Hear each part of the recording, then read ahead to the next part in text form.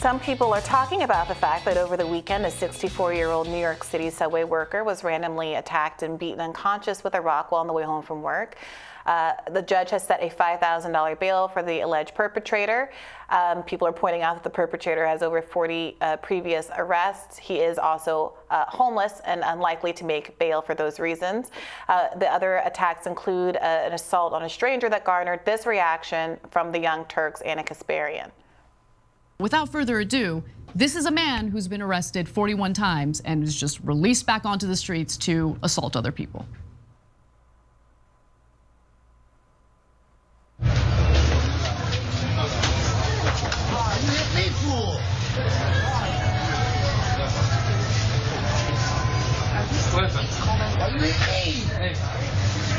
you okay?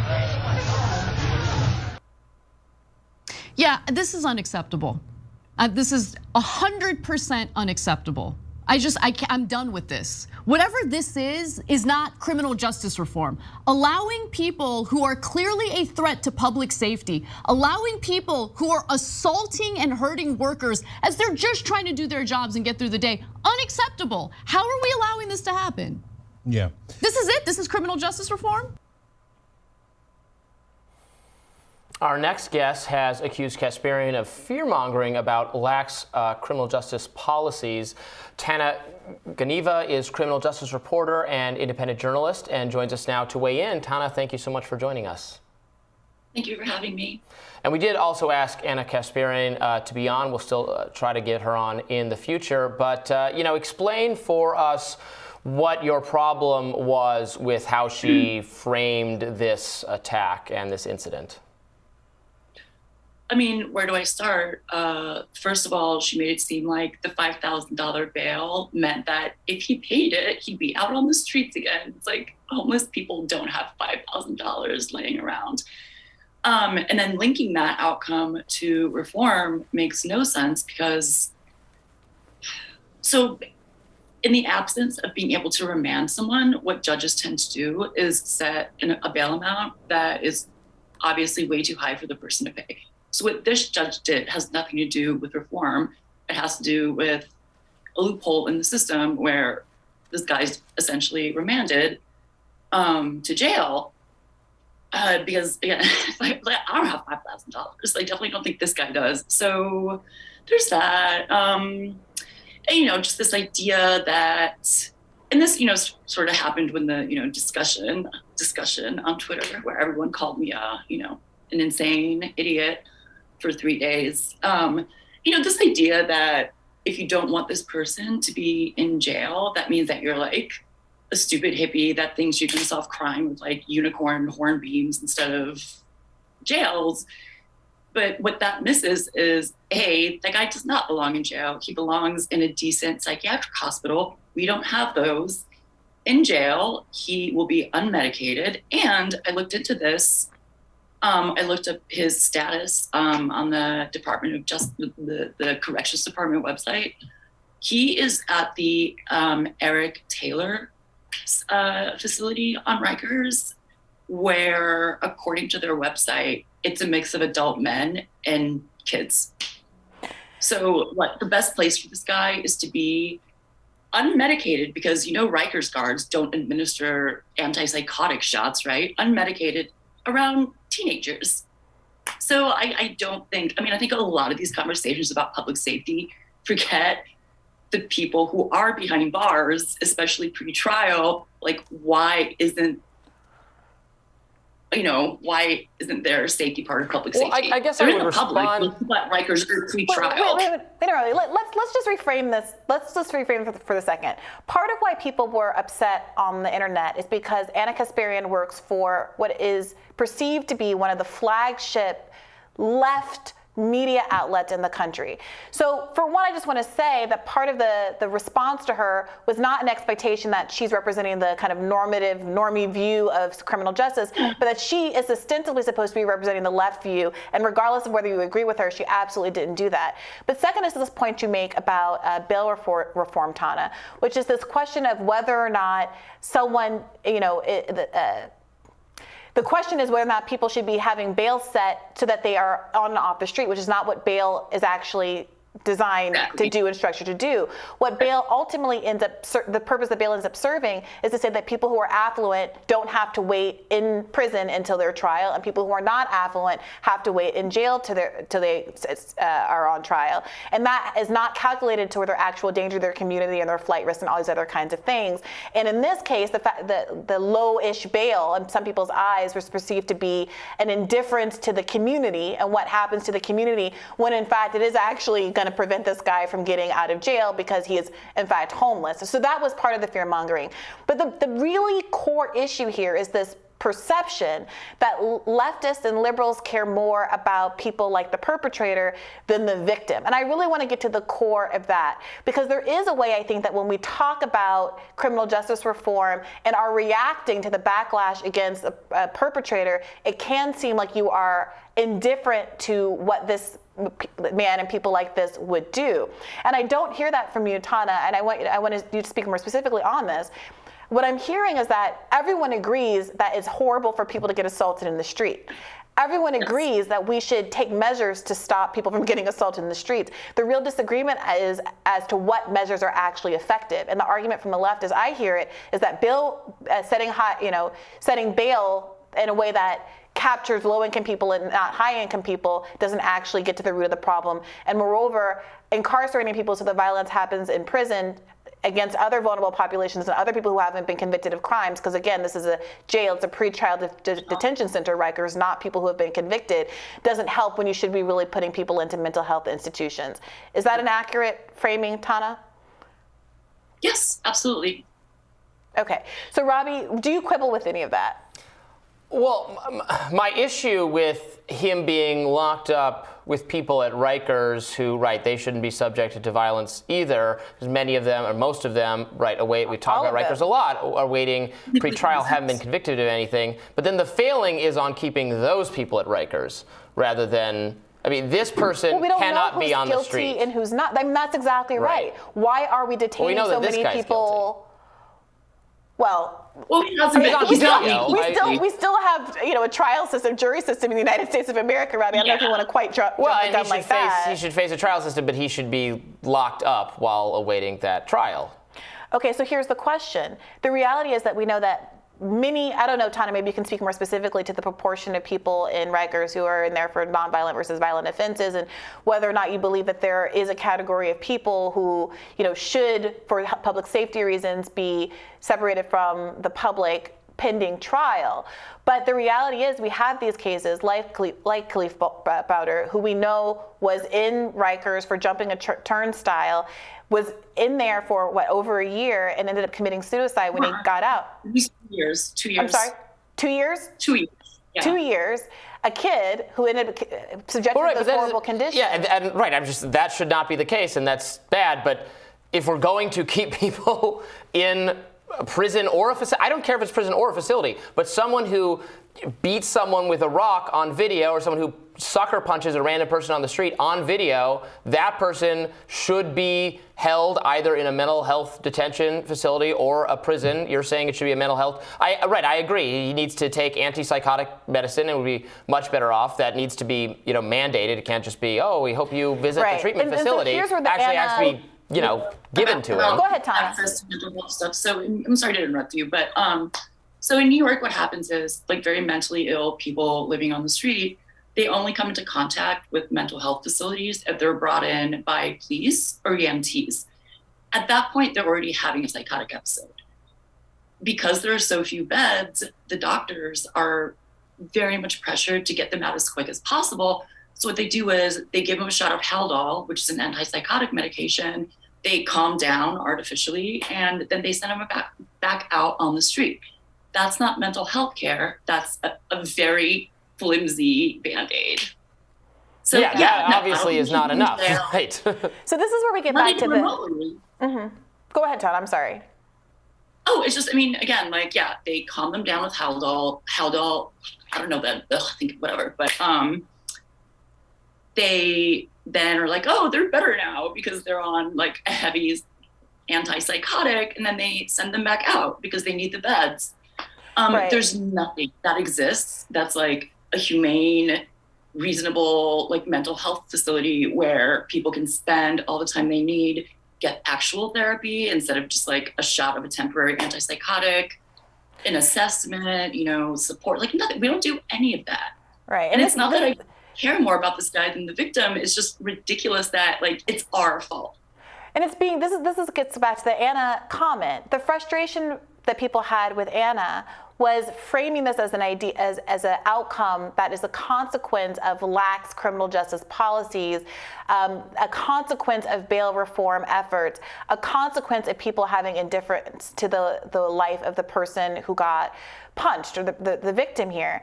And that's not at all the case. And that's what's so destructive, especially for someone on the left, to pretend that this is an outcome that's a consequence of, say, bail reform, which is just trying to get people like Khalif Browder from having to spend 2 years in jail because they couldn't come up with, what was it, like $500 to get out of jail.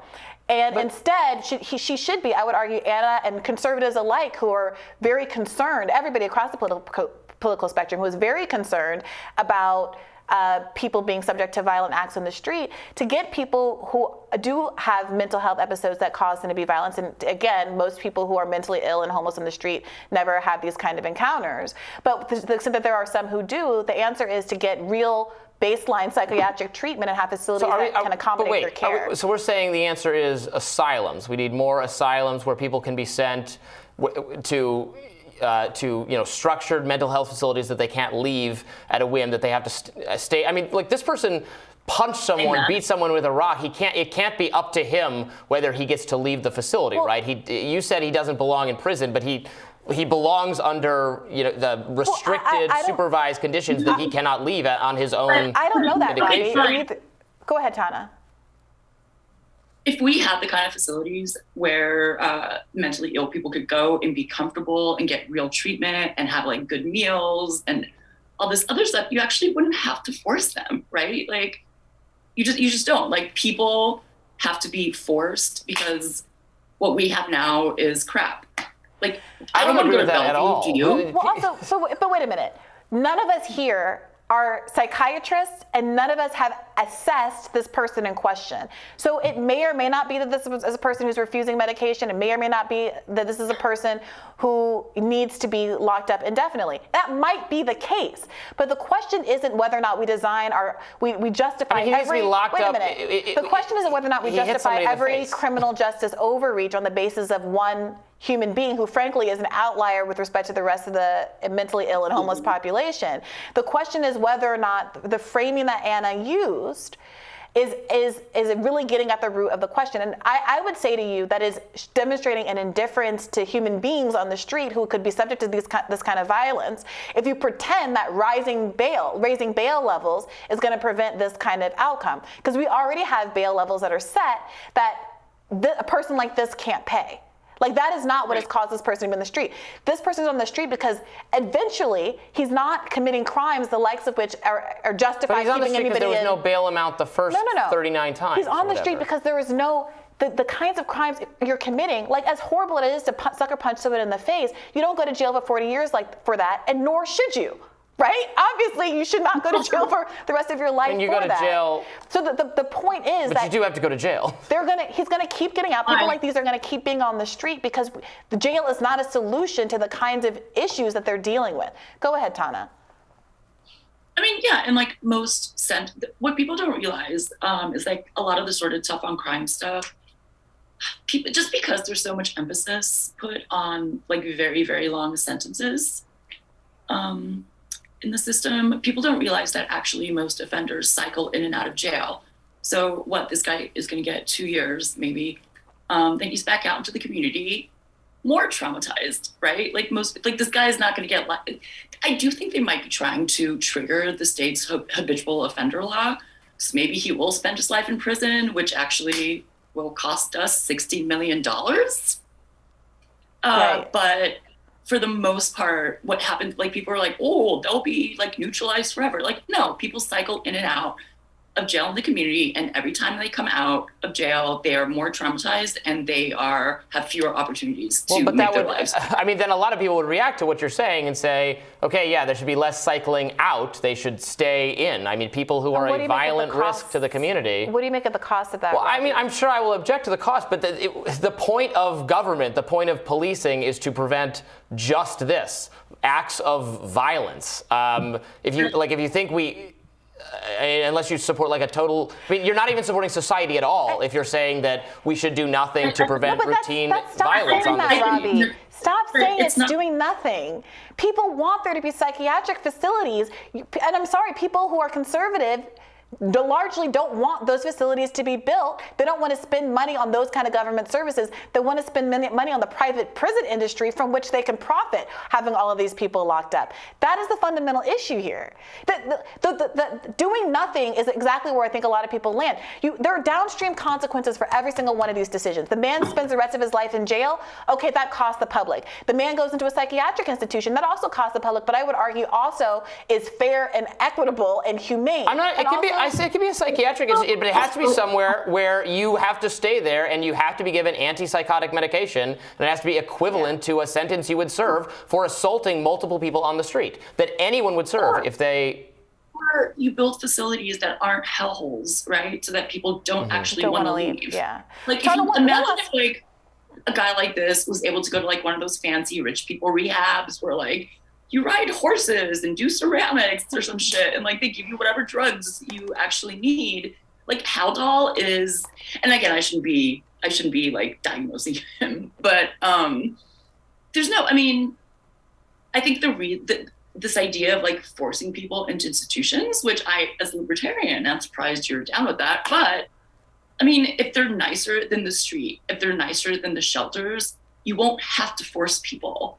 That has not been we give housing in DC. You can get housing for the homeless and mentally ill. They're in nice apartment buildings. I've lived in some of these apartment buildings where some of the housing is given to homeless people. And what inevitably happens over time is they leave, they trash the place, they don't participate in the kind of social contract of living there, and they're back on the street. So it's nice. The niceness does not mean they. Question: Do you know if they have rules about like curfews, drug use, alcohol use? Yeah. Here's the thing that's not being said, Robbie. We need those coercive measures.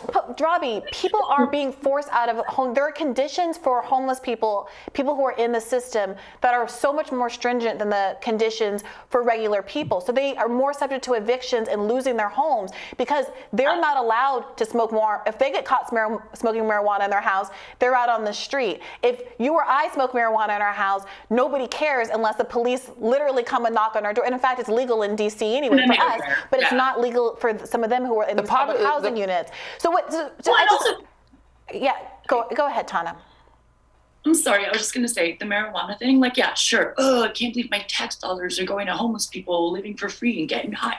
You know what happens when they get in trouble for drugs and lose that housing? They go on the street and they do K2, which is what this assailant had on him. K2, like I try not to panic about drugs, but K2 is really bad.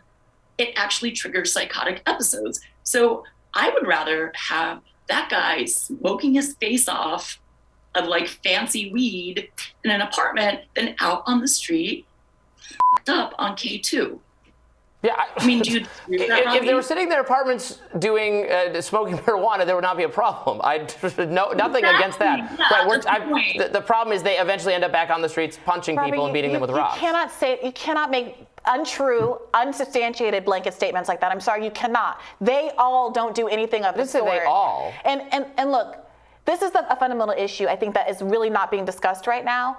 What people are afraid of is not the idea that someone serially punches people. There are a lot of people who are not mentally ill that get involved in a lot of drunken brawls and fistfights and are in and out of jail. What really frightens people about moments like this, I think, is the sporadic and unprovoked nature of it that is linked to mental illness and people's fear of mental illness. So when you say the idea of locking someone up for 40 years because they punched someone in the face, no one would believe that was justified if it was some guy that you knew in a People in a routinely brawl getting into bar brawls should be in prison as well. for 40 years? Not for 40 years. Locked up for the rest of their life? No. Until as long as they're not a danger to society anymore. I don't know how long that takes, but And people, that's exactly the calculation that gets mentally ill people locked up for the rest of their lives for the same kind of things that other people who are not mentally ill people who get let out routinely of jail engage for. against other people in a violent way, regardless if they're homeless or not, need to be somewhere other than That's the not the public case. The consequence, place. wait a minute, if I could just land this, the consequence of not having mental health facilities is that people with mental health issues that do the exact same things as people without mental health issues are perceived as an indefinite threat to be locked up forever in a way that I think is violates their constitutional rights and is a miscarriage of substantive humanism and what we want to have as our country. And I think that you agree, Robby. I think that we agreed on a lot in this segment, that if we had mental health institutions, that would be a better place for people than prison facilities. But I think people should just be really clear-eyed about how the interventions that they're recommending have terrible downstream effects in terms of the cost to the community and supporting people, and also aren't calculated to diminish violence, to lower violence.